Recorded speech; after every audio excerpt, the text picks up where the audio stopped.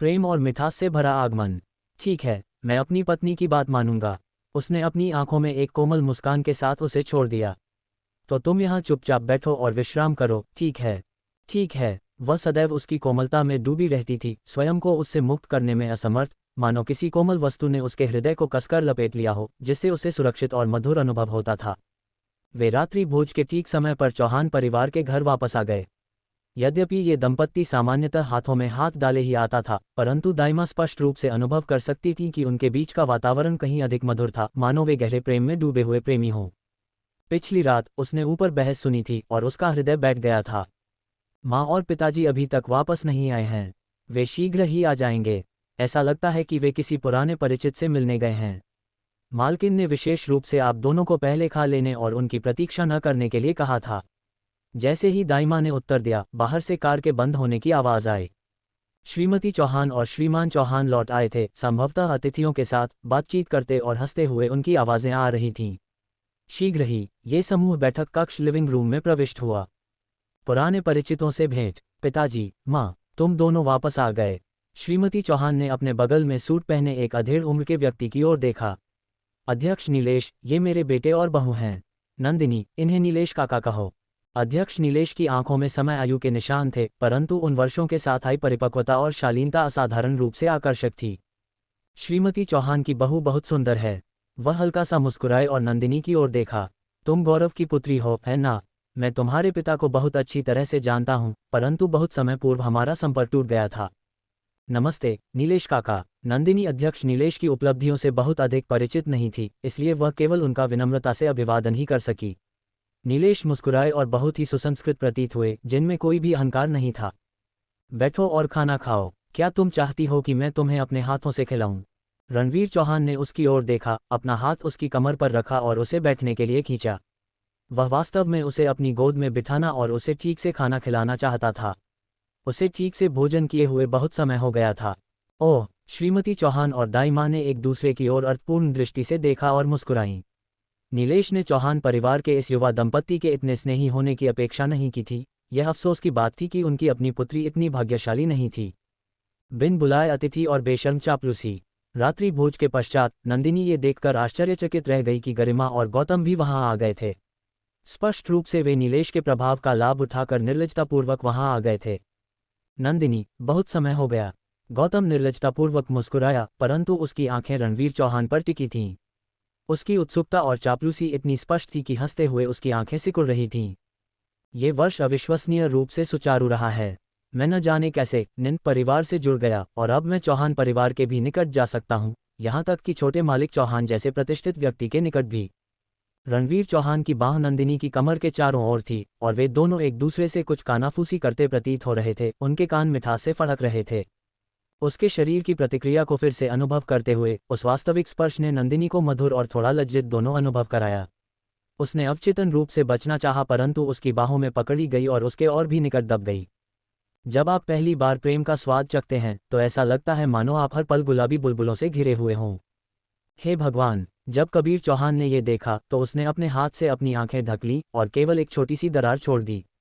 निर्लज, फिर से अपने प्रेम का दिखावा कर रहे हैं। इस खुलेआम छेड़छाड़ ने नंदिनी को असहज कर दिया और उसने रणवीर चौहान की जलती हुई दृष्टि में देखने का साहस नहीं किया। गरिमा का दुस्साहस। रणवीर जी, क्या आपको मैं याद हूँ? ये संबोधन सुनकर नंदिनी के रोंगटे खड़े हो गए। श्रीमती चौहान ने अपनी आंखें सिकुड़ी और जान गईं कि यह स्त्री क्या सोच रही थी। उन्होंने तुरंत अपने बेटे की ओर से स्थिति को संभालते हुए कहा, तुम्हारी बहन का चौहान परिवार में विवाह हुए बहुत समय हो गया है और तुम यहाँ बहुत कमाती हो। उसका तुम्हें याद न रखना सामान्य बात है। क्या आप सच में मुझे भूल गए? मैं उस समय चैन परिवार की पार्टी भोज में उपस्थित हुई थी। गरिमा अभी भी उसकी ओर देख रही थी, इस प्रकार मुंह बनाते हुए मानो वह संतुष्ट हो। गरिमा का दुस्साहस और रणवीर का क्रोध। वातावरण अचानक थोड़ा अजीब हो गया। गौतम और अध्यक्ष नीलेश को छोड़कर कमरे में उपस्थित अन्य सभी लोगों ने गरिमा की ओर एक विचित्र दृष्टि से देखा।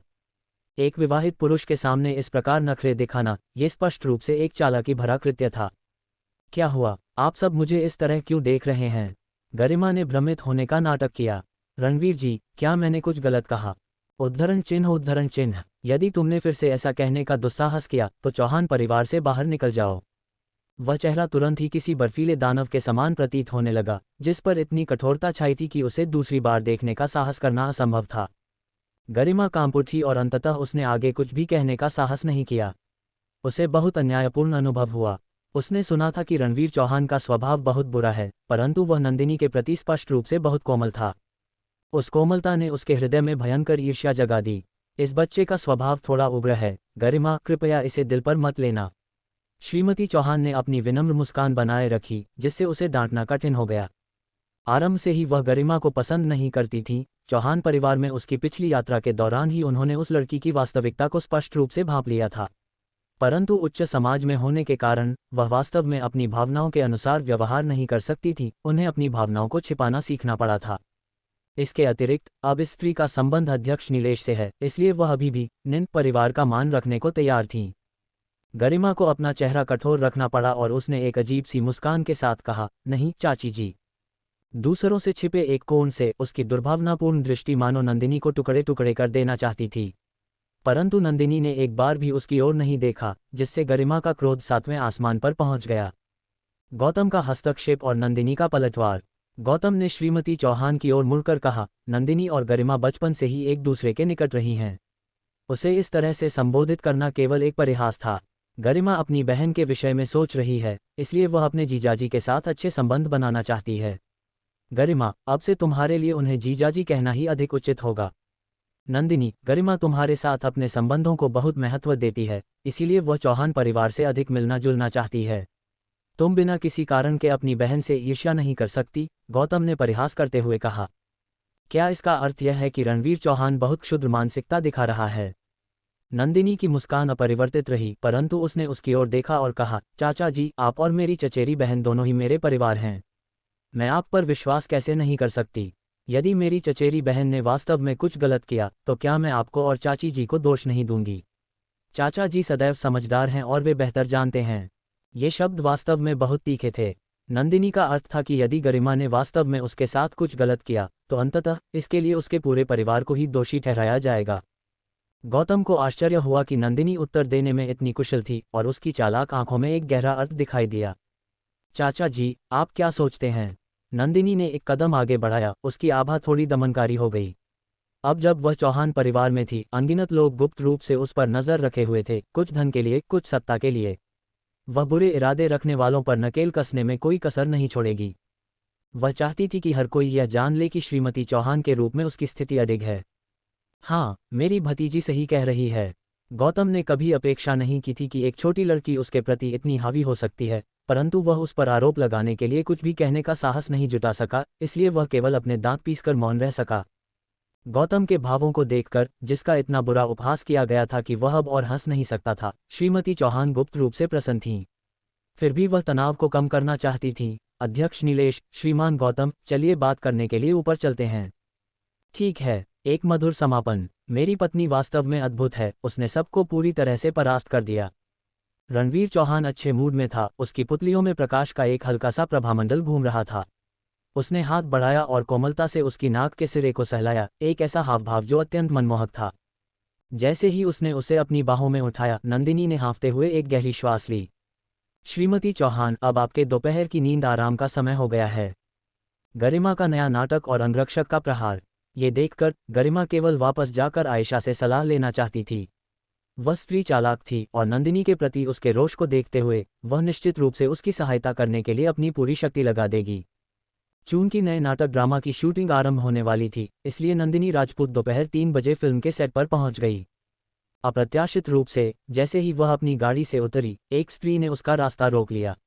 ऊपर देखने पर उसने पाया कि वह गरिमा थी। एक अच्छा कुत्ता कभी रास्ता नहीं रोकता। गरिमा ने मुंह फुलाया, बहुत दुखी होने का नाटक करते हुए बोली, नंदिनी, तुम छोटे मालिक चौहान से तलाक कब ले रही हो? क्या तुम उन्हें नापसंद नहीं करती हो? नंदिनी को तनिक भी भान नहीं था कि गरिमा क्या सोच रही थी। क्या आजकल भी ऐसे अजीब लोग होते हैं? इससे तुम्हारा क्या लेना देना? बिल्कुल है। यदि तुम मुझसे तलाक ले लेती हो तो वह और मैं एक साथ हो सकते हैं। उसने स्वीकार किया कि वह जानबूझकर नंदिनी को परेशान करने का प्रयास कर रही थी। मैं उसे हर दिन परेशान करूंगी और देखूंगी कि वह चिढ़ती है या नहीं। महोदया, कृपया यहाँ से हट जाएं।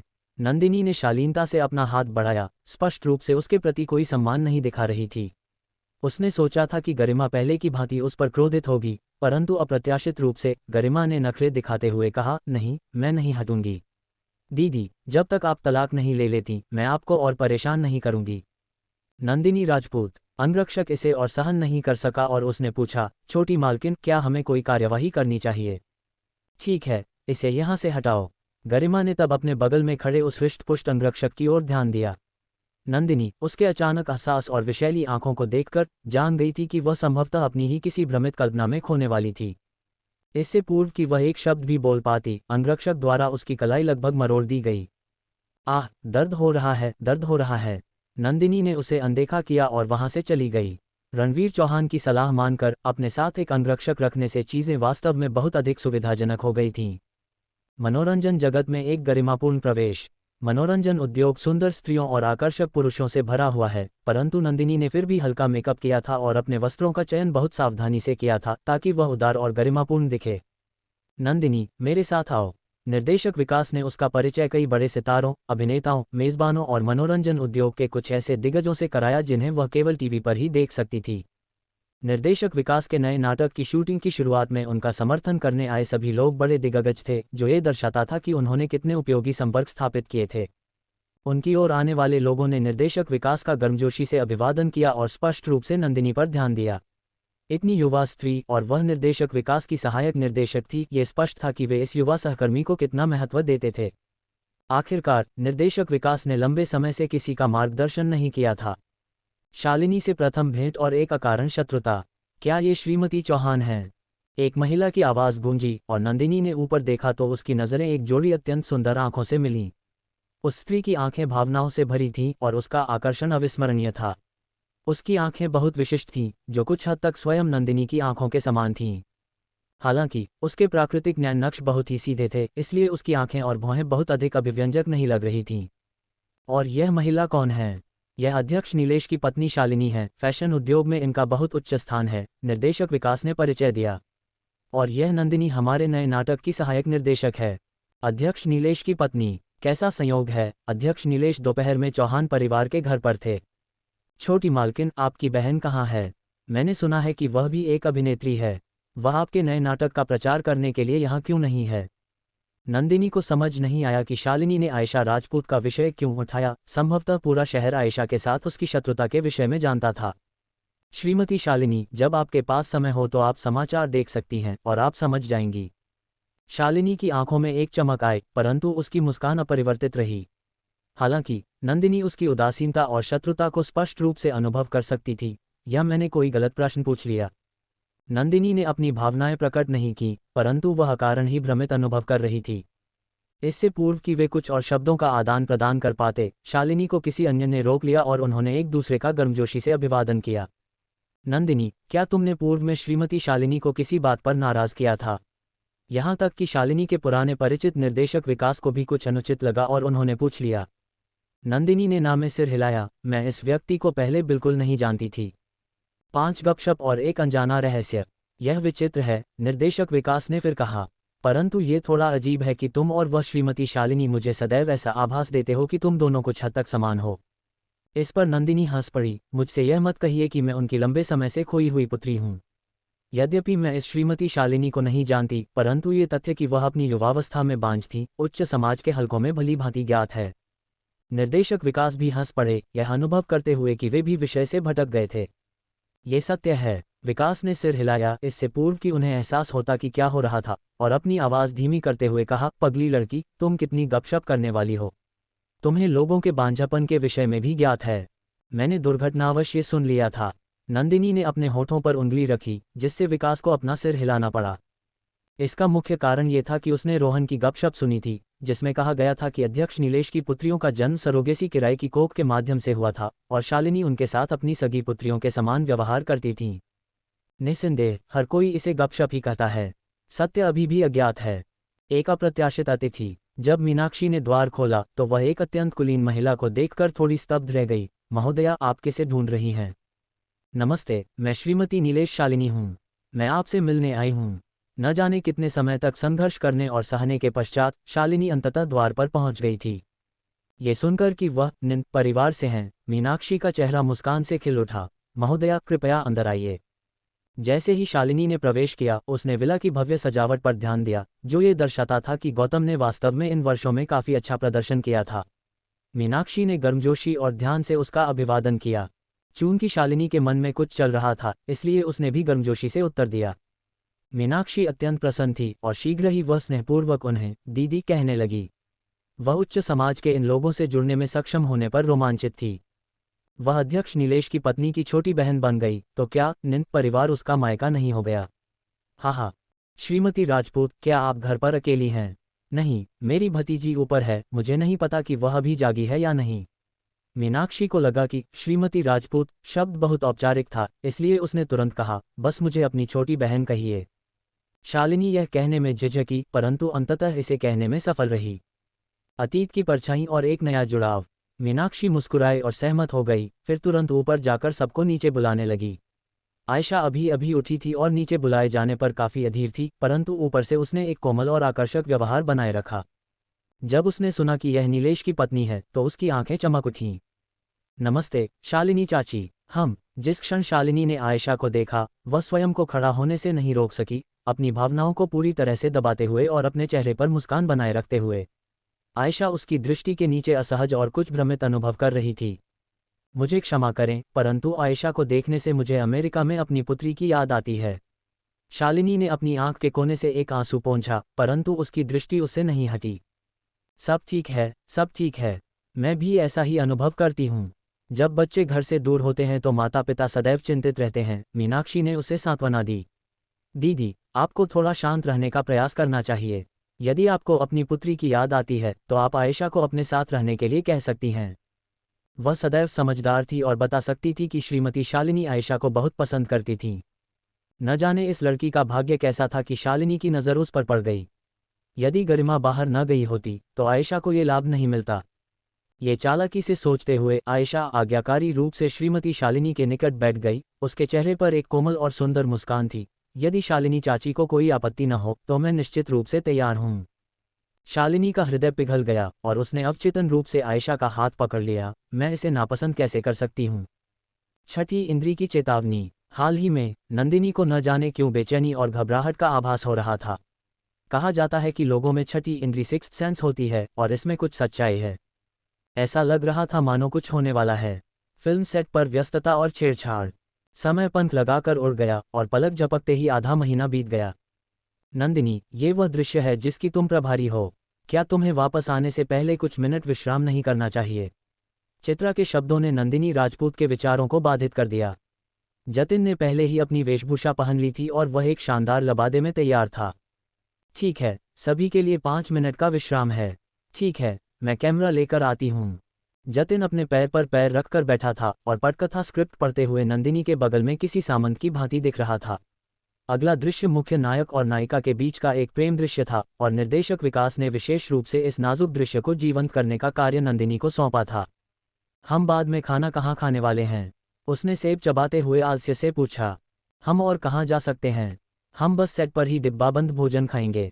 नंदिनी ने मॉनिटर को घूरते हुए धीरे से कहा, मुझे अपना असली राजकुमारों वाला अंदाज दिखाओ और इसे एक ही बार में पूरा करो, अन्यथा मैं तुम्हें बार बार चुंबन दृश्य करने के लिए विवश करूंगी।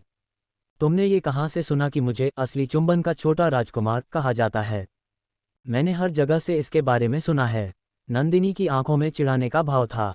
उद्धरण चिन्ह उद्धरण चिन्ह। जतिन ने लगभग अपने मुंह का सेब थूक ही दिया था। उसने इस उपाधि को स्वीकार करने से स्पष्ट रूप से इनकार कर दिया। 5 मिनट हो गए हैं, चलो शुरू करते हैं। नंदिनी जानती थी कि जतिन एक अच्छा अभिनेता है, ठोस अभिनय कौशल वाला एक दुर्लभ युवा अभिनेता। निश्चित रूप से कैमरे की ओर देखते हुए सभी ने सोचा कि मुख्य नायक और नायिका अविश्वसनीय रूप से सुंदर लग रहे थे। प्रेम की मिठास और एक अनजाना सुकून।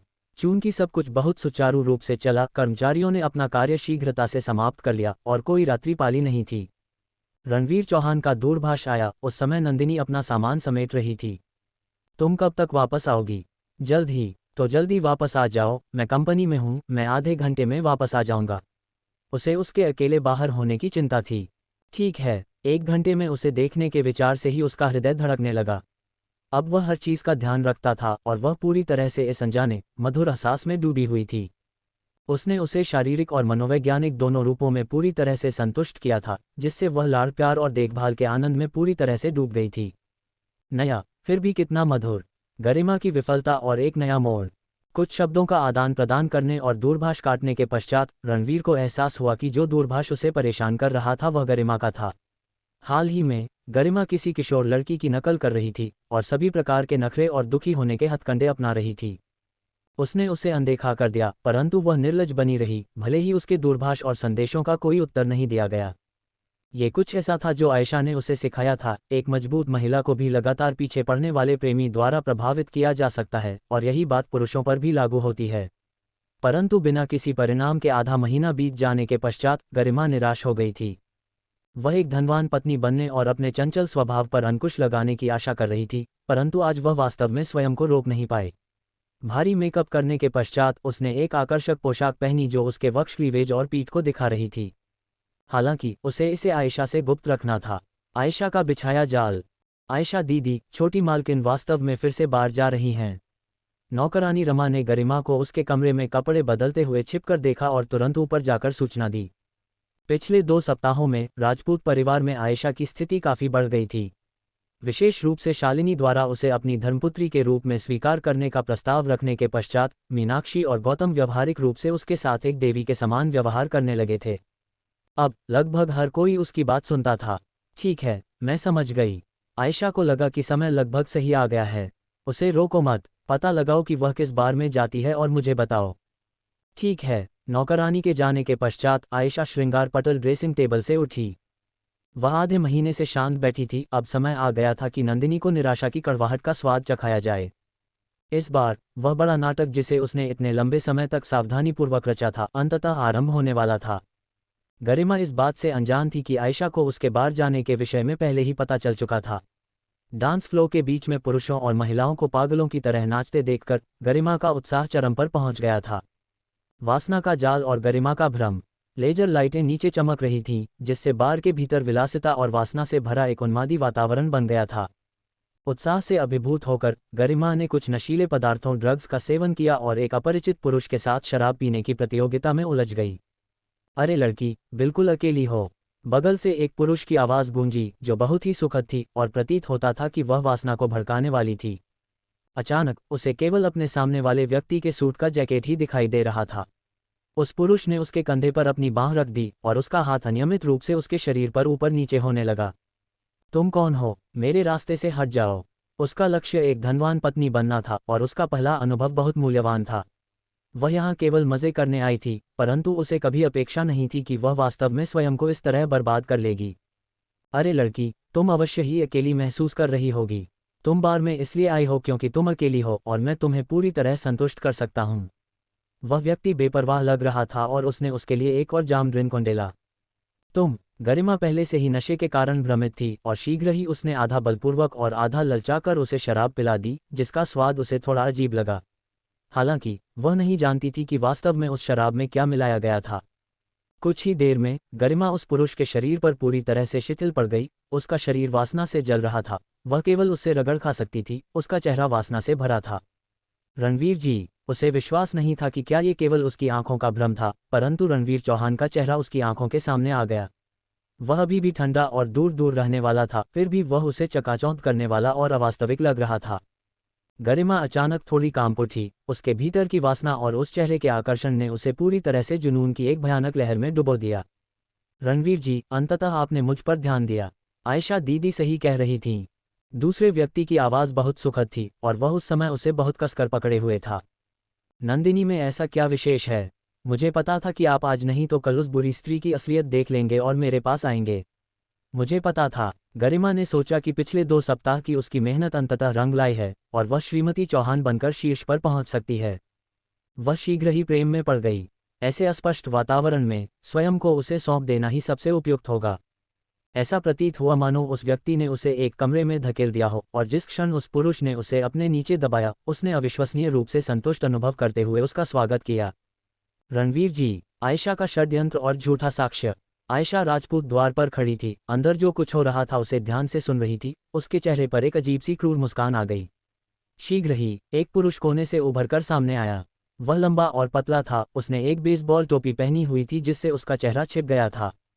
कुमारी आयशा, ये वह वीडियो है जो हमने पहले से तैयार किया था। क्या ये वास्तव में विश्वसनीय है? क्या रणवीर चौहान को हमारे विरुद्ध उपयोग करने के लिए कुछ नहीं मिलेगा? निस्संदेह नहीं। यदि आप मुझ पर विश्वास नहीं करती हैं, तो कम से कम आप श्रीमती शालिनी पर तो अविश्वास नहीं कर सकती।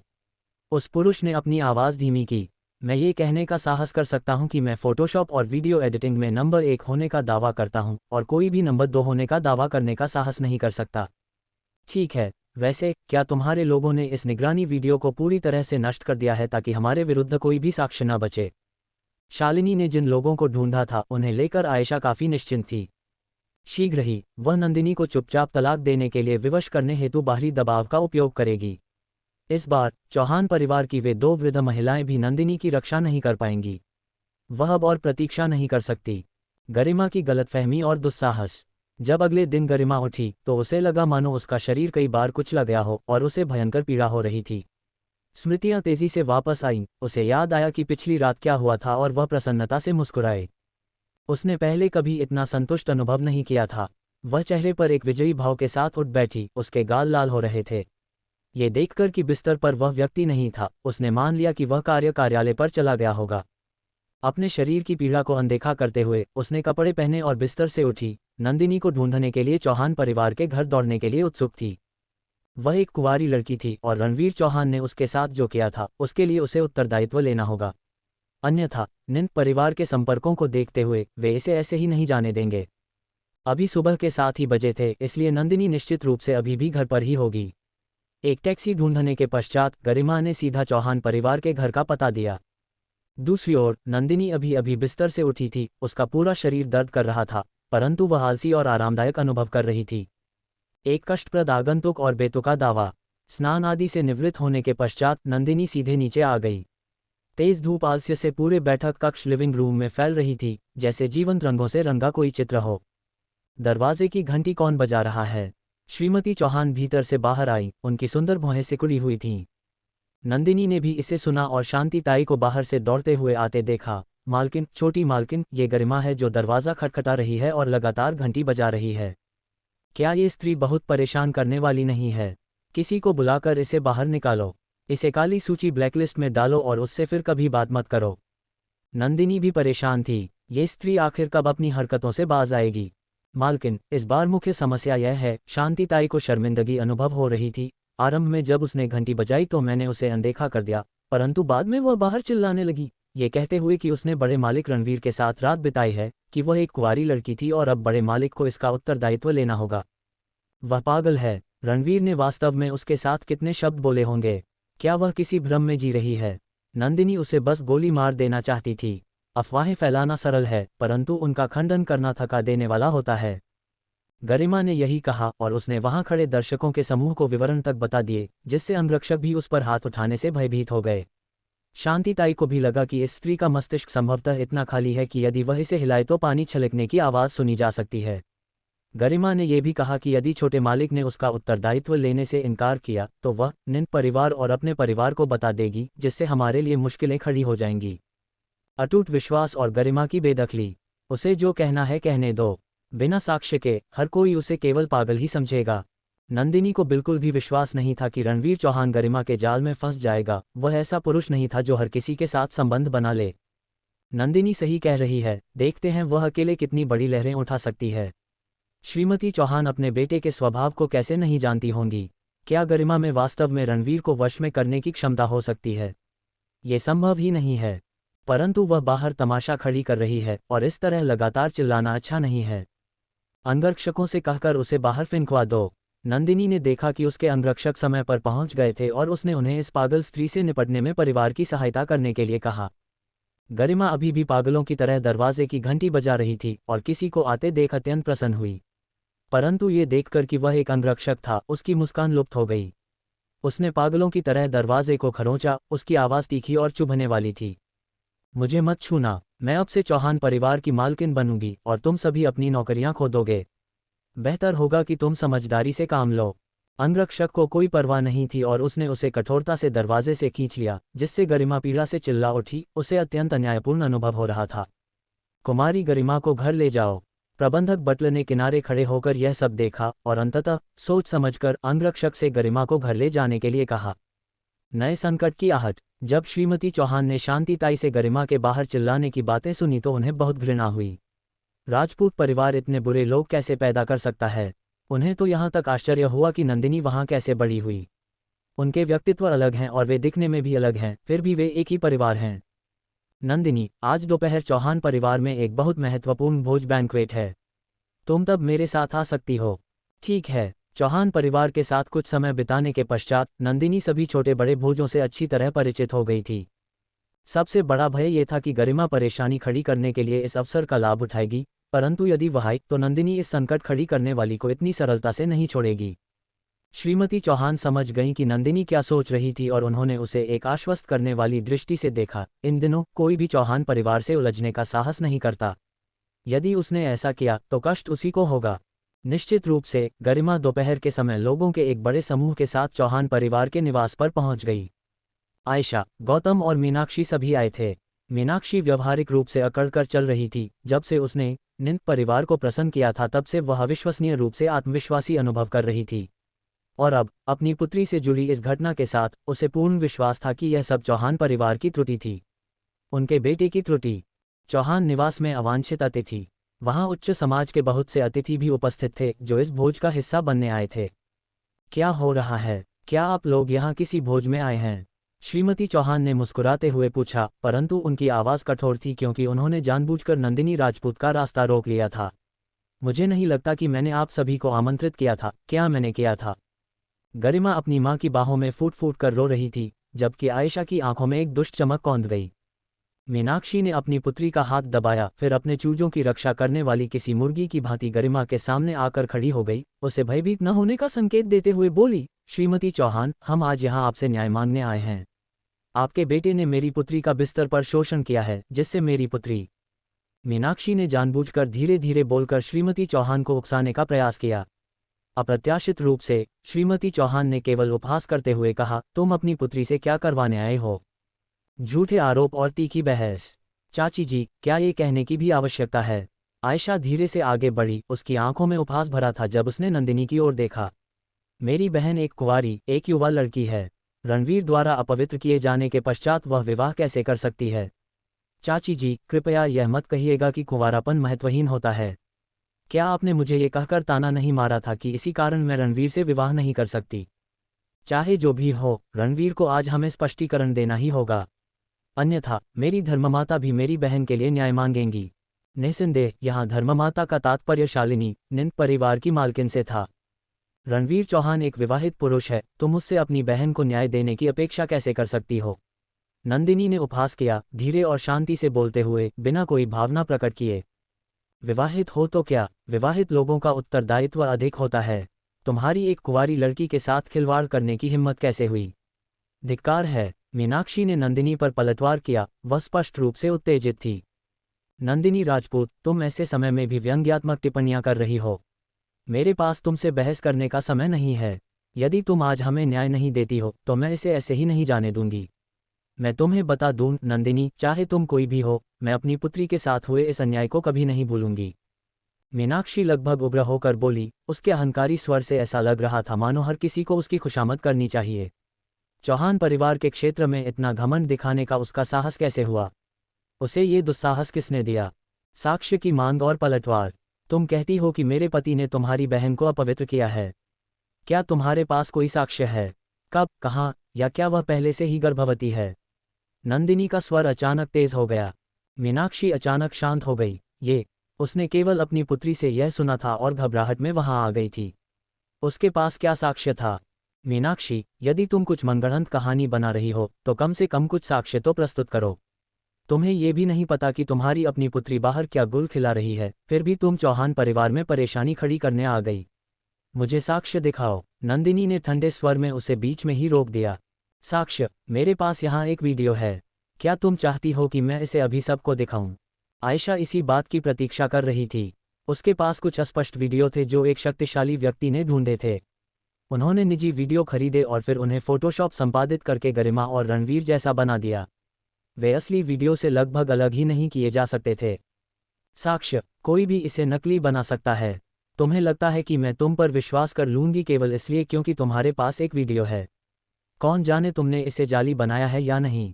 नंदिनी ने जानबूझकर उसे उकसाने के लिए इसका उपयोग किया, उस पर लगातार दबाव डालते हुए। आरंभ से लेकर अंत तक संभवतः आयशा ही पर्दे के पीछे से यह सारी साजिश रच रही थी। यह नकली है या नहीं ये तुम्हें देखकर पता चल जाएगा। यद्यपि आयशा जानती थी कि उसके पास जो साक्ष्य था वह त्रुटिहीन था, फिर भी नंदिनी के शब्द सुनकर उसे थोड़ा अपराधबोध हुआ और वह उससे भयंकर रूप से बहस करने लगी। श्रीमती चौहान का हस्तक्षेप। चुप रहो तुम सब। श्रीमती चौहान ने अपनी कनपटियों को मला और उनकी इस डांट ने पूरे दृश्य को शांत कर दिया। आयशा, चूंकि तुम कहती हो कि तुम्हारे पास साक्ष्य है तो चलो ऊपर चलकर बात करते हैं। अपना वह तथाकथित साक्ष्य ले आओ। उन्होंने मीनाक्षी की ओर ठंडी दृष्टि से देखा। तुम तुरंत चौहान परिवार से बाहर निकल जाओ, हम कल तुम्हें उत्तर देंगे। ठीक है, मुझे श्रीमती चौहान पर विश्वास है। मीनाक्षी ने श्रीमती चौहान को बहुत अधिक नाराज करने का साहस नहीं किया। यदि इस बार वह स्वयं को सही नहीं मान रही होती तो निंद परिवार के समर्थन के बावजूद भी वह उनके दरवाजे पर तमाशा करने का साहस नहीं करती। जनसभा के समक्ष एक पाखंडी याचना, परंतु वे इस समय कैसे जा सकते थे? अन्यथा चौहान परिवार उन्हें अपनी पुत्री को प्रताड़ित करने देगा। मीनाक्षी केवल याचना भरी दृष्टि से आयशा राजपूत की ओर देख सकती थी और आयशा ने उसे शांत रहने का संकेत दिया। चूंकि आपने बात उठाई है चाची जी, मुझे आपके न्याय पर विश्वास है, आयशा ने दुखी होने का नाटक करते हुए कहा। मुझे आशा है कि आप इस मामले को निष्पक्ष रूप से संभालेंगी।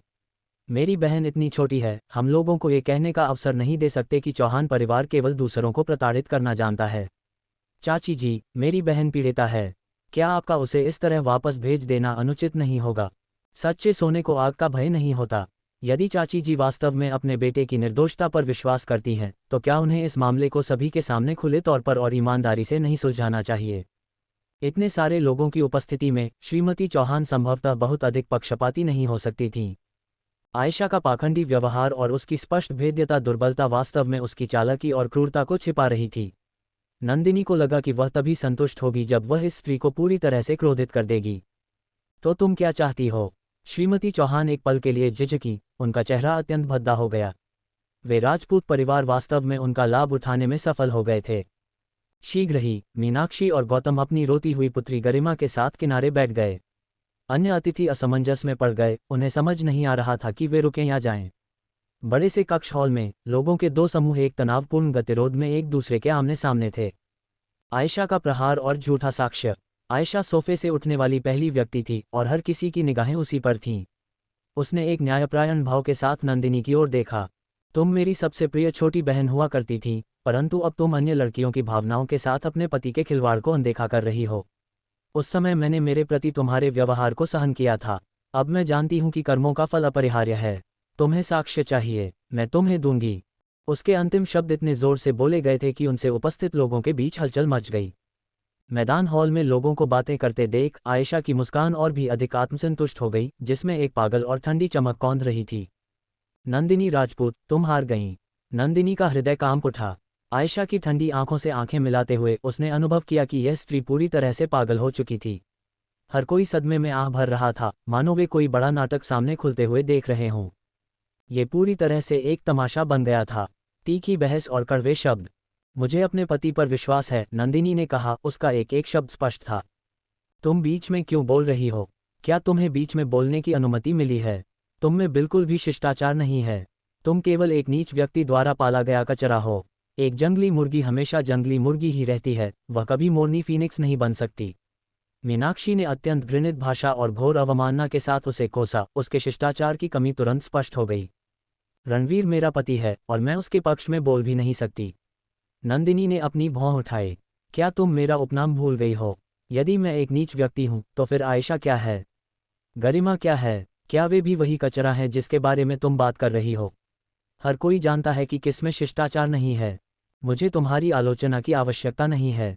मीनाक्षी की आवाज और भी तीखी हो गई और उसका स्वर कठोर था। ओह, तो तुम बस अपनी उम्र का अनुचित लाभ उठा रही हो और धौंस जमा रही हो। नंदिनी राजपूत। मीनाक्षी वास्तव में उस पर बहुत क्रुद्ध थी, परंतु वह उसका खंडन करने के लिए एक शब्द भी नहीं कह सकी और वह क्रोध से कांप रही थी। तुम्हारे पति ने मेरी पुत्री को अपवित्र किया है, यह एक तथ्य है। तुम कहती हो कि तुम्हें रणवीर पर विश्वास है, अपने पति की निर्दोषता सिद्ध करने के लिए तुम्हारे पास क्या साक्ष्य है? तो फिर तुम्हारे पास ये सिद्ध करने के लिए क्या साक्ष्य है कि उसने तुम्हारी बहुमूल्य पुत्री को अपवित्र किया है? एक अजीब सी सच्चाई और नंदिनी की उलझन। दीदी, मुझे क्षमा करें, परंतु आप मेरा अपमान नहीं कर सकती। यदि आप इसी तरह हट करती रहीं, तो मेरे पास हमारे बहनों के बंधन को तोड़ने के अतिरिक्त कोई विकल्प नहीं बचेगा। गरिमा ने एक उपहासपूर्ण दृष्टि से नंदिनी की ओर देखा। गरिमा का चेहरा पीला पड़ गया था, उसके भावों में व्यंग्य और अस्थिरता का मिश्रण था, और वह लड़खड़ाते हुए चल भी रही थी। नंदिनी ने पहले रोहन के साथ चेहरे के भावों का विश्लेषण करना सीखा था, और यह बिल्कुल भी ऐसा नहीं लग रहा था कि वह गरिमा झूठ बोल रही थी या नाटक कर रही थी। नंदिनी को अचानक कुछ बहुत बुरा होने का आभास हुआ। आखिर क्या चल रहा था? वह सतह पर शांत दिखाई दे रही थी, परंतु वह मौन हो गई थी और इसके निहितार्थों पर विचार कर रही थी। गवाह की गवाही और गहराता जाल। ऐसा कैसे? तो मुझे बताओ, मेरे पति ने तुम्हारे साथ ऐसा कब और कहाँ किया? आयशा राजपूत की बढ़ती हुई द्वेषपूर्ण दृष्टि को देखकर नंदिनी और भी अधिक शांत और संयमित हो गई। ये स्त्री मरने वाली है, इसका अंत निकट है, और यह अभी भी इतनी शांत है। आयशा ने अपने दांत पीस लिए। ये कल रात एक बार की बात है। वे मेरे साथ बहुत कोमलता से पेश आए, और मेरे नशे में होने के पश्चात उन्होंने मुझे एक होटल तक पहुंचाने में सहायता की। बार का नाम नाइटफॉल था। मुझे याद है कि हम शाम लगभग 6 बजे होटल पहुंचे थे। यदि तुम्हें मुझ पर विश्वास नहीं है तो तुम किसी को भेजकर पूछ सकती हो, गरिमा ने कहा। नंदिनी के हृदय की धड़कन एक पल के लिए रुक गई। रणवीर वास्तव में 6 बजे तक वापस नहीं आया था। क्या ऐसा हो सकता है कि मुझे इस स्त्री द्वारा फंसाया गया हो? शीघ्र ही बार में उन्हें जो गवाह मिला था वह आ गया, एक महिला सफाईकर्मी जो लगभग 60 वर्ष की लग रही थी। गरिमा ने पूछा, आपने कहा था कि कल रात आपने एक पुरुष को मुझे बार से बाहर ले जाते हुए देखा था। मैंने सच में देखा था। यह एक संयोग था कि कल रात उसका काम समाप्त नहीं हुआ था। उस रात मैं बार के प्रसाधन कक्ष की सफाई कर रही थी जब मैंने इस लड़की को, जो पूरी तरह नशे में थी, एक पुरुष द्वारा बलपूर्वक ले जाते हुए देखा।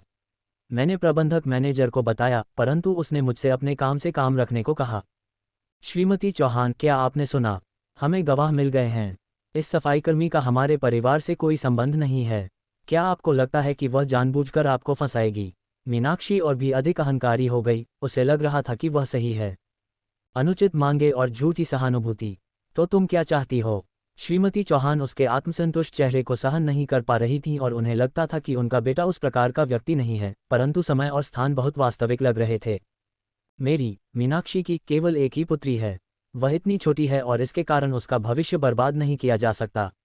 इसलिए हमें एक स्पष्टीकरण दिया जाना चाहिए। नंदिनी को बिना कुछ लिए खाली हाथ घर से निकल जाना चाहिए और आपके बेटे को औपचारिक रूप से हमारी गरिमा से विवाह करना चाहिए। मीनाक्षी को लगा कि वह सही है, इसलिए वह विशेष रूप से अहंकारी थी। उसने नंदिनी की ओर देखा और कहा, मैं वही कहना पसंद करती हूँ जो मैं सोचती हूँ, और भले ही कोई इससे अप्रसन्न हो, वे इसके बारे में कुछ नहीं कर सकते। श्रीमती चौहान का चेहरा अत्यंत भद्दा हो गया। नंदिनी को खाली हाथ निकालने और गरिमा को चौहान परिवार की बहू बनाने का दुस्साहस वह कैसे कर सकती है? दीदी, मैं आपसे विनती करती हूँ, कृपया उन्हें रणवीर को मुझे सौंप दें। मैं गर्भवती भी हो सकती हूँ। चिकित्सक ने कहा है कि मेरी प्रजनन क्षमता बहुत अच्छी है। गरिमा अचानक फूट फूट कर रोने लगी, और उसकी बातों ने नंदिनी को अत्यंत लज्जित अनुभव कराया। आह, ये कुमारी गरिमा बहुत दयनीय लग रही है। एक युवा अविवाहित स्त्री स्वयं को इस तरह अपमानित नहीं होने देती यदि वह वास्तव में हताश न होती। लोग स्वाभाविक रूप से कमजोरों, विशेषकर दयनीय स्त्रियों के प्रति सहानुभूति रखने के लिए प्रवृत्त होते हैं। नंदिनी को कमजोर होने की इस धारणा से प्रभावित इस प्रकार की चर्चाओं से घृणा थी। तुम कमजोर हो, इसलिए तुम्हें लगता है कि तुम सही हो। आयशा की साजिश और एक रक्षक का आगमन। गवाह मिल गए हैं, और ऐसा प्रतीत होता है कि यही सत्य है। आयशा कोमलता से मुस्कुरा रही है, परंतु उसके चारों ओर द्वेष की एक प्रबल भावना है। नंदिनी, क्या तुम्हें लगता है कि चाची जी श्रीमती चौहान वास्तव में मेरी बहन को ऐसा स्पष्टीकरण देंगी? मेरी बहन एक कुंवारी है, और वह और रणवीर एक आदर्श जोड़ी हैं। आयशा ने मन ही मन सोचा, चाहे जो हो, मुझे आज गरिमा को एक उचित दर्जा दिलाना ही होगा। गरिमा मेरे लिए कोई चुनौती नहीं है, उससे निपटना बहुत सरल होगा। एक आदर्श जोड़ी। एक ठंडी, भयावह आवाज़ गूंजी, और सभी ने उस आवाज़ की दिशा में देखा जहां दरवाजे पर एक लंबी, प्रभावशाली आकृति खड़ी थी। उनकी आभा और लालित्य सांसारिक चिंताओं से अछूते प्रतीत हो रहे थे। ऐसे हाव भाव देखकर कोई भी यह विश्वास नहीं कर सकता था कि यह वही नीच व्यक्ति था जिसके बारे में राजपूत परिवार बात कर रहा था। नंदिनी को नहीं पता था कि उसे क्या हो गया था। वह खड़ी हुई और बेकाबू होकर उसकी ओर दौड़ी। रणवीर चौहान की आंखों में वह किसी उड़ती हुई परी के समान लग रही थी। उसने अपनी बाहें चौड़ी की, उसकी आंखें कोमलता से भरी थीं।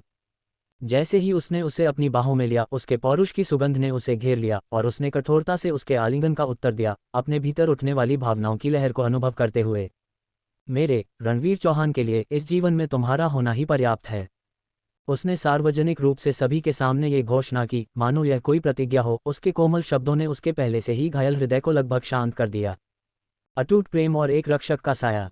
आयशा राजपूत और उसके समूह के भाव तुरंत भद्दे हो गए। मीनाक्षी ने भारी स्वर में फुफकारते हुए मन ही मन सोचा, तुम्हें लगता है कि तुम मेरी पुत्री के साथ खिलवाड़ करके यूं ही बचकर निकल जाओगे? तुम इससे बच नहीं पाओगे। मैं। जैसे ही नंदिनी कुछ बोलने वाली थी, उसने रणवीर ने कोमलता से अपनी एक उंगली उसके होंठों पर रख दी और वह केवल एक दृष्टि में ही उसकी आंखों के आकर्षण में बंध गई। कितनी गहरी आंखें हैं। शशश, मैं सब जानता हूँ। वे घृणित स्त्रियां भला मेरे बिस्तर तक कैसे पहुंच सकती हैं? केवल तुम और तुम्हारे अतिरिक्त और कोई नहीं। उसका स्वर बहुत ही आकर्षक और कोमल था। नंदिनी ने अपने पूरे जीवन में प्रेम के इतने मधुर शब्द पहले कभी नहीं सुने थे। इससे पूर्व कभी किसी ने इस प्रकार उसकी रक्षा नहीं की थी और किसी ने भी चौहान परिवार के बड़े बेटे को इस रूप में पहले कभी नहीं देखा था। कोई भी अपनी दृष्टि वहां से हटा नहीं पा रहा था। नंदिनी ने अपनी आंखें बंद कर लीं और उसे कसकर गले लगा लिया और कुछ नहीं कहा।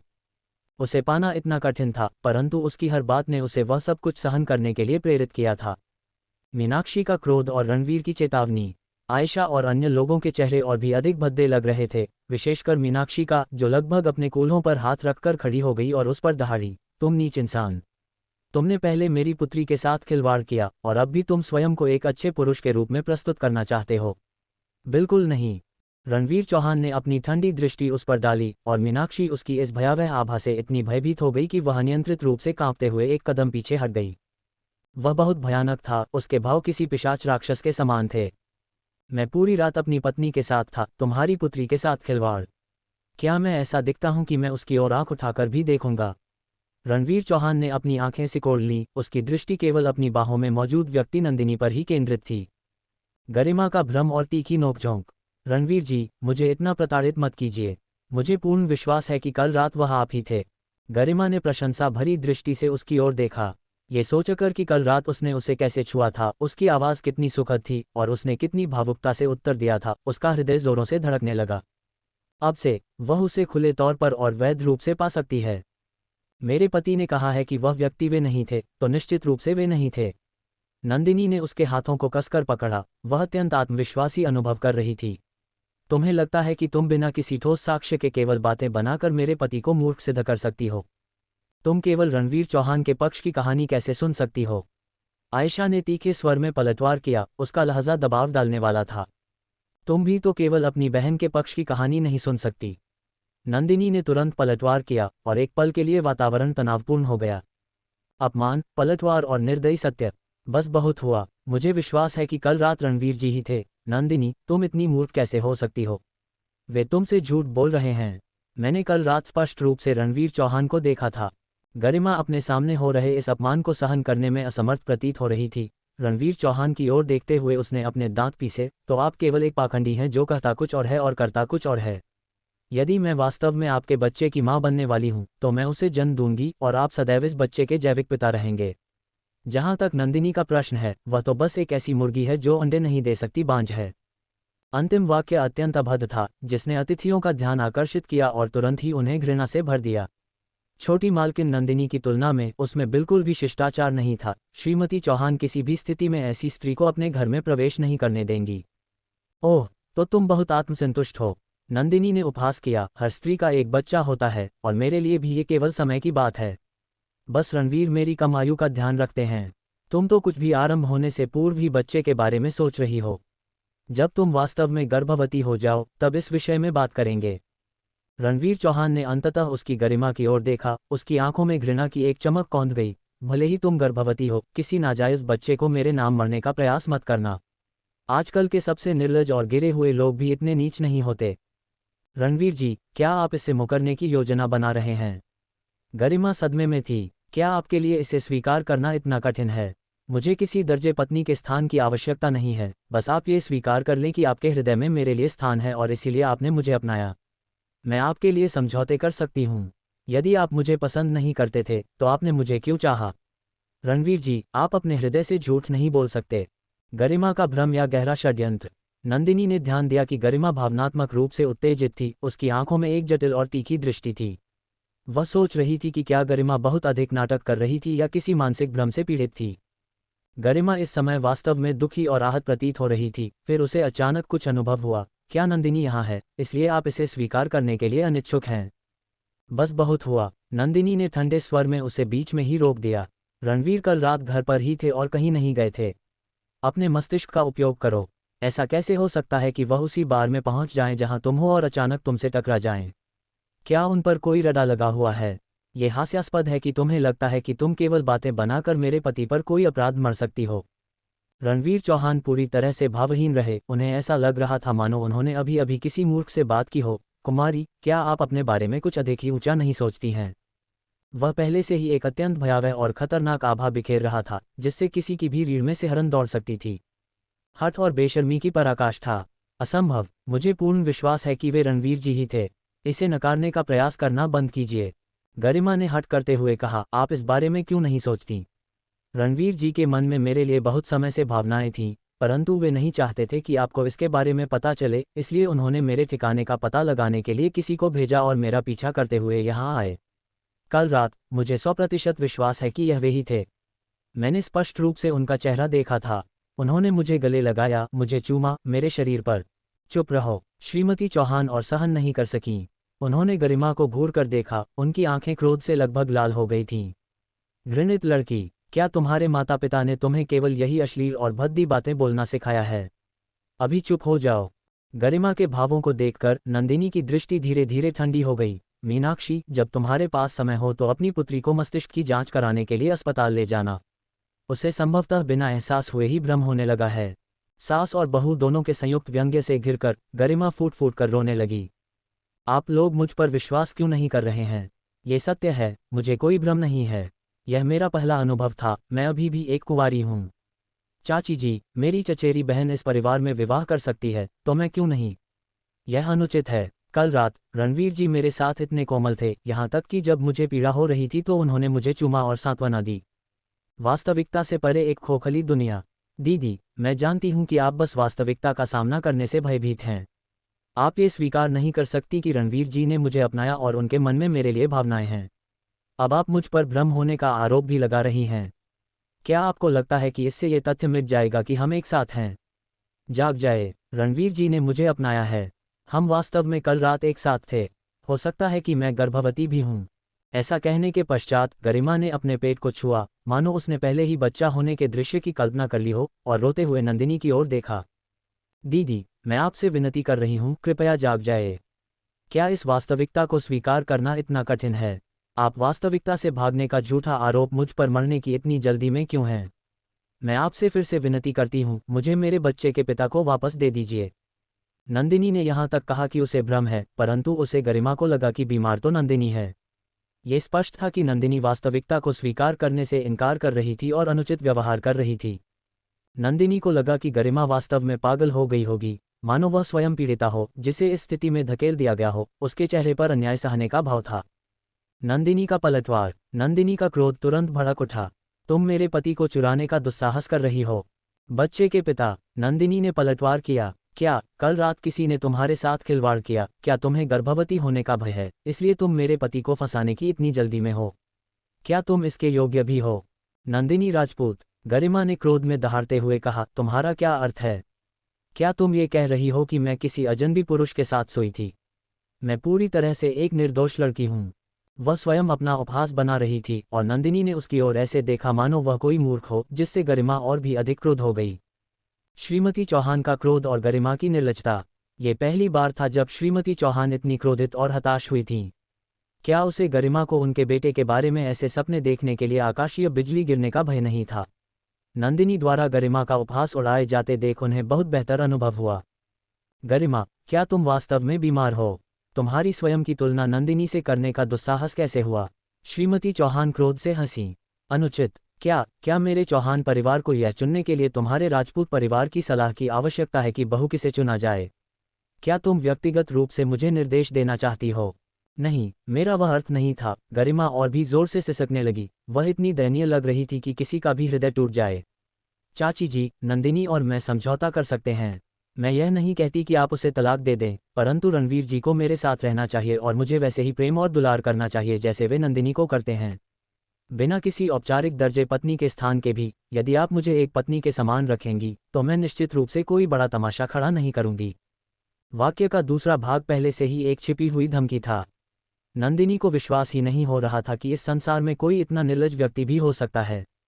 हिंसक प्रहार और रणवीर का रौद्र रूप। गरिमा की दृष्टि रणवीर चौहान की बाहों में मौजूद नंदिनी पर पड़ी और उसके भीतर ईर्ष्या की एक भयंकर लहर उमड़ पड़ी। उसने उस दिशा में निशाना साधा और अपनी पूरी शक्ति से नंदिनी को टक्कर मार दी, उसे दूर गिराने का प्रयास करते हुए। रणवीर चौहान के भाव बार बार बदले, उसका ठंडा चेहरा अत्यंत भयावह हो गया। गरिमा बचपन से ही जंगली और अनियंत्रित थी और किसी भी अन्य की तुलना में अधिक बलवान थी। उसने इतनी शक्ति के साथ नंदिनी पर प्रहार किया था कि उसके तेज नाखून जाने अनजाने नंदिनी के चेहरे को लक्ष्य कर रहे थे। वह इस स्त्री का चेहरा बिगाड़ देगी और देखेगी कि क्या वह अभी भी पुरुषों को लुभाने और इतना आत्मसंतुष्ट होने का दुस्साहस करती है। अचानक भीड़ से एक सिहरन भरी आह निकल पड़ी जब रणवीर चौहान ने फुर्ती से उसकी गरिमा की छाती पर जोरदार लात मार दी।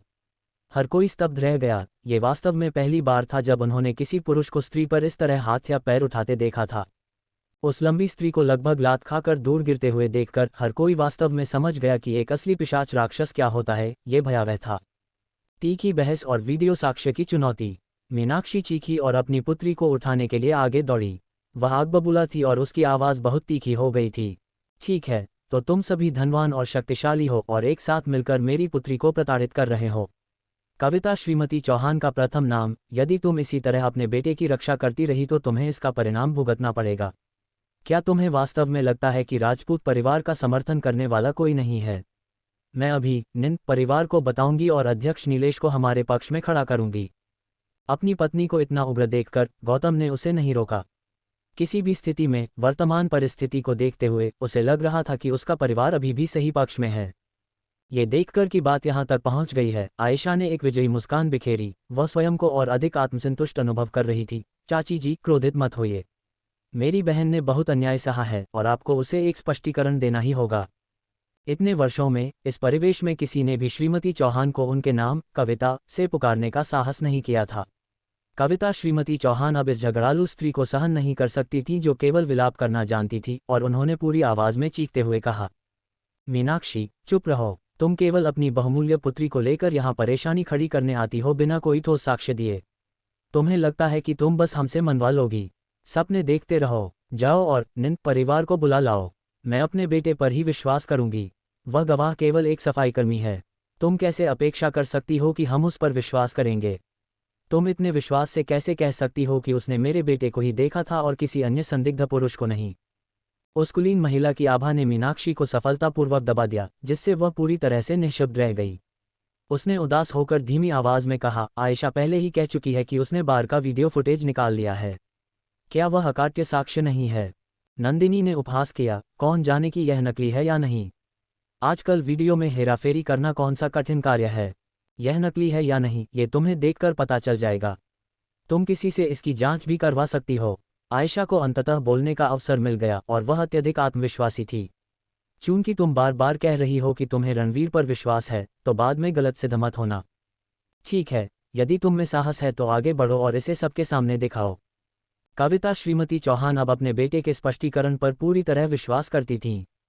साक्ष्य का पर्दाफाश और एक तकनीकी विफलता। हर कोई जानना चाहता था कि आयशा क्या करने वाली है।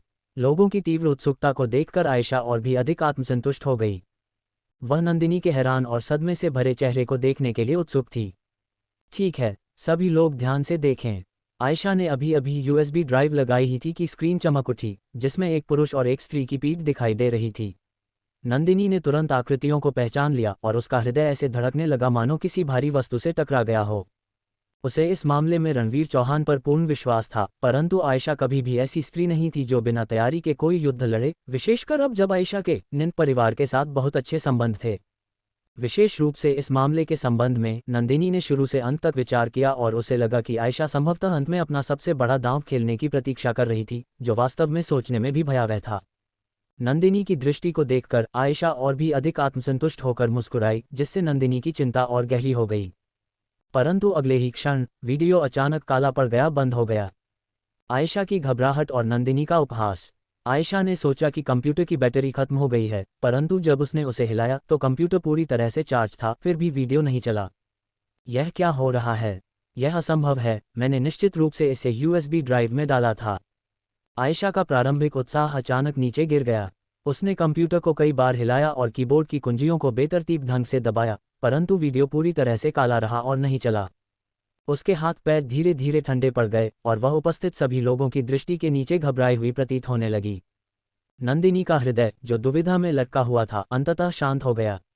चाहे जो भी हो, वह आयशा को सार्वजनिक रूप से ऐसा वीडियो जारी नहीं करने देगी। नंदिनी रहस्यमयी ढंग से मुस्कुराई, मैं लगभग तुम्हारे झूठ पर विश्वास कर ही चुकी थी। यदि तुम्हारे पास वास्तव में कोई साक्ष्य होता तो मुझे अपना स्थान गरिमा को देने में कोई आपत्ति नहीं होती।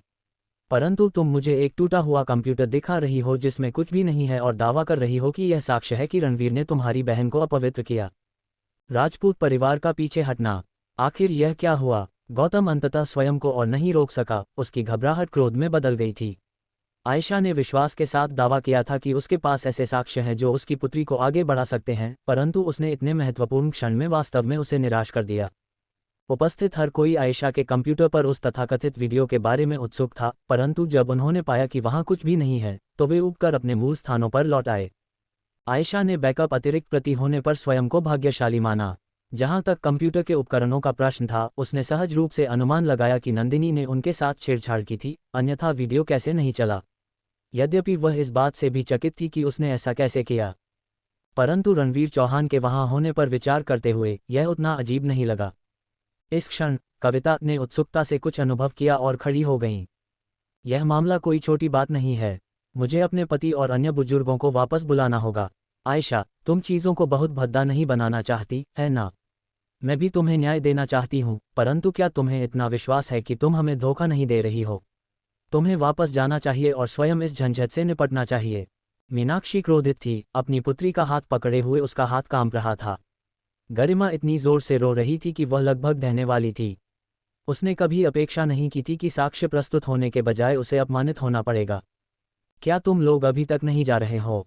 क्या तुमने यहाँ स्वयं को पर्याप्त अपमानित नहीं किया है? और तुम बस प्रतीक्षा करो, यह अभी समाप्त नहीं हुआ है। एक बार जब हमें साक्ष्य मिल जाएगा तो रणवीर चौहान बचकर नहीं जा पाएगा। गौतम खड़ा हुआ और ठंडे स्वर में कहा, और माँ बेटी दबे पांव उसके पीछे चल पड़ी। रणवीर का आमना सामना और आयशा की गिरफ्तारी। आयशा ने अपना कंप्यूटर समेटा और उनके पीछे जाना चाहा, परंतु कई अंगरक्षकों ने उसे रोक लिया। उसने ऊपर देखा और रणवीर चौहान की अत्यंत ठंडी आंखों से उसकी नज़र मिली। उसने दृढ़ता से पूछा, तुमने ही गरिमा को तमाशा खड़ा करने के लिए भड़काया था, है ना? ऐसा कैसे हो सकता है? वह मैं नहीं थी। आयशा संभवतः इसे स्वीकार नहीं कर सकती थी। इस क्षण उसने इसे स्वीकार करने से पूरी तरह इनकार कर दिया। उसका चेहरा पीड़ा से भरा हुआ था। मैंने क्या गलत किया है? मैं बस गरिमा के लिए न्याय मांग रही थी। मुझे जाने दो। तुम मेरे साथ ऐसा व्यवहार क्यों कर रहे हो? मैं घर जाना चाहती हूँ। कारावास की चेतावनी और हिसाब किताब। घर जाना? मुझे लगता है कि हमें पहले हिसाब चुकता करना चाहिए, नंदिनी ने कहा। यदि तुम गरिमा वाले इस मामले को स्पष्ट रूप से नहीं समझाती हो तो संभवतः तुम्हें लंबे समय तक चौहान परिवार के घर में ही रहना पड़ेगा। तुम्हारा क्या अर्थ है? आयशा राजपूत सदमे में थी और उसने बलपूर्वक उन आदमियों अंगरक्षकों को दूर धकेलने का प्रयास किया, परंतु इसका कोई लाभ नहीं हुआ। बेहतर होगा कि तुम लोग मुझे जाने दो। मैं अपनी इच्छा से कहीं भी आ जा सकती हूँ। क्या ऐसा है? तुम्हें लगता है कि तुम सारा दोष रणवीर चौहान पर मढ़कर यूं ही बचकर निकल सकती हो? तुम्हें लगता है कि तुम जो चाहो कर सकती हो केवल इसलिए क्योंकि परिवार तुम्हारा समर्थन कर रहा है और हम तुम्हें छूने का साहस नहीं करेंगे? यदि तुम आज चीज़ों को स्पष्ट रूप से नहीं समझाती हो और वह नकली वीडियो नहीं सौंपती हो जिसे तुमने सबके सामने गढ़ा था, तो चौहान परिवार के घर से निकलने के बारे में सोचना भी मत। नंदिनी को समझ नहीं आ रहा था कि यह स्त्री इतनी क्रूर क्यों थी, जो उसे हानि पहुंचाए बिना नहीं रुकना चाहती थी। उसने निश्चित रूप से वीडियो को नकली बनवाया होगा। ये जानने के लिए बार में किसी जांच की भी आवश्यकता नहीं थी कि उसने इसके साथ छेड़छाड़ की है। इसलिए उन्हें आयशा को ये स्वीकार करने के लिए विवश करना ही होगा कि उसने ये सब स्वयं किया है। रणवीर चौहान की दृष्टि ने आयशा को लगभग डस लिया था। उसकी आंखों में क्या वह वास्तव में इतनी व्यर्थ और तुच्छ थी? हठ और झूठे आरोप, इस सब से मेरा कोई लेना देना नहीं है। तुम लोग ही हो जिसने मेरी चचेरी बहन को आहत किया है और अब तुम मुझे फंसाने का प्रयास कर रहे हो। आयशा आहत प्रतीत हो रही थी। वह भला वीडियो के बारे में अपना अपराध कैसे स्वीकार कर सकती थी? वीडियो नकली नहीं है, नहीं, इसे गढ़ा गया है, ये वास्तविक है। तो तुम मरते दम तक इससे मुकरने की योजना बना रही हो। मैंने तुम्हें हानि नहीं पहुंचाई, तुम लोग मुझे फंसा रहे हो। तुम इस तथ्य को छिपाने का प्रयास कर रहे हो कि तुमने मेरी बहन को अपवित्र किया है। आयशा ने हट करते हुए लगातार इनकार किया, वीडियो वास्तविक है। इस स्थिति में भी वह लगातार रणवीर चौहान पर कीचड़ उछाल रही थी। नंदिनी जानती थी कि वह कितनी पाखंडी थी और ठोस साक्ष्य के बिना उसे दंडित करना लगभग असंभव होगा। अंत में वह केवल और अधिक अनियंत्रित हो जाएगी और उसे रणवीर चौहान से अलग करने के लिए हर संभव प्रयास करेगी। अब जबकि गरिमा के साथ यह सब हो चुका है, तो इससे हमें कोई अंतर नहीं पड़ता कि तुम इसे स्वीकार करती हो या नहीं। हम इसे तब तक खींचते रहेंगे जब तक तुम इसकी कीमत नहीं चुका देती। मुझे जाने दो, मुझे अपनी धर्ममाता शालिनी के पास जाना है। आयशा रो पड़ी, उसके चेहरे पर आंसू बह रहे थे, इस आशा में कि उपस्थित लोग उसकी बेबसी और दयनीय दशा देखकर उसकी सहायता करेंगे। तुम्हें ऐसा करने का कोई अधिकार नहीं है, मुझे वापस जाने दो। तिरस्कार और कविता का उग्र रूप। दुर्भाग्य से घटनास्थल पर मौजूद लोगों ने उसे घोर तिरस्कार की दृष्टि से देखा। आयशा ने दावा किया था कि उसके पास छोटे मालिक चौहान रणवीर के उसकी चचेरी बहन के साथ अनैतिक संबंध होने के साक्ष्य हैं, परंतु वास्तविकता में कंप्यूटर पर कुछ भी नहीं था। इन परिस्थितियों में कोई भी उस पर विश्वास नहीं कर सकता था। आयशा की प्रतिक्रिया देखकर कविता को पूर्ण विश्वास हो गया कि पर्दे के पीछे से डोर वही खींच रही थी। उस तथाकथित वीडियो के बारे में सोचकर कविता की रीढ़ में सिहरन दौड़ गई, यह महसूस करते हुए कि इस स्त्री ने निश्चित रूप से इसके लिए बहुत प्रयास किए होंगे। यदि इसे इस प्रकार के माहौल में दिखाया जाता तो उनके पास 10 मुंह होने पर भी वे स्वयं को स्पष्ट नहीं कर पाते। आयशा उनके बेटे और बहू को बर्बाद करना चाहती है। इतने अच्छे आत्मनियंत्रण के बावजूद इस क्षण कविता का संयम टूट गया, उनका चेहरा पूरी तरह से क्रोध से काला पड़ गया था। गौतम का परिवार मौन रहा, वे जानते थे कि वे सीधे टकराव में नहीं जीत सकते। वे केवल एक सलाह ही दे सके, आयशा, श्रीमती चौहान और अन्य लोग तुम्हारे लिए मुश्किलें खड़ी नहीं करेंगे। अभी के लिए बस चौहान परिवार के घर पर ही रुक जाओ।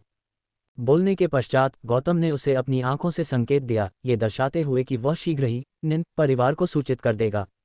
शालिनी आयशा को बहुत पसंद करती थी और उसने उसे अपनी धर्मपुत्री के रूप में अपनाया भी था, वह निश्चित रूप से उसे नहीं छोड़ेगी। अभी के लिए आयशा केवल अपना क्रोध निगल सकती थी और असहाय होकर गौतम के परिवार को वहां से जाते हुए देख सकती थी। अतिथियों की विदाई और शांति की खोज। आप सभी से निवेदन है, आज कुछ अप्रत्याशित हो गया है, इसलिए कृपया आप सब पहले वापस लौट जाएं। कविता की मुस्कान बहुत पहले ही गायब हो चुकी थी और उसने अतिथियों को बाहर छोड़ने के लिए अपने प्रबंधक बटलर को संकेत दिया। ये लोग, जो पहले भी उच्च समाज के ये सब तमाशे देख चुके थे, अब और आश्चर्यचकित नहीं थे और अपने प्रबंधकों और सेवकों से घिरे हुए वहां से चले गए। चलो आज रात रात्रि भोज के लिए बाहर चलते हैं, हमें थोड़ी ताज़ी हवा भी मिलेगी और हम आराम भी कर सकेंगे।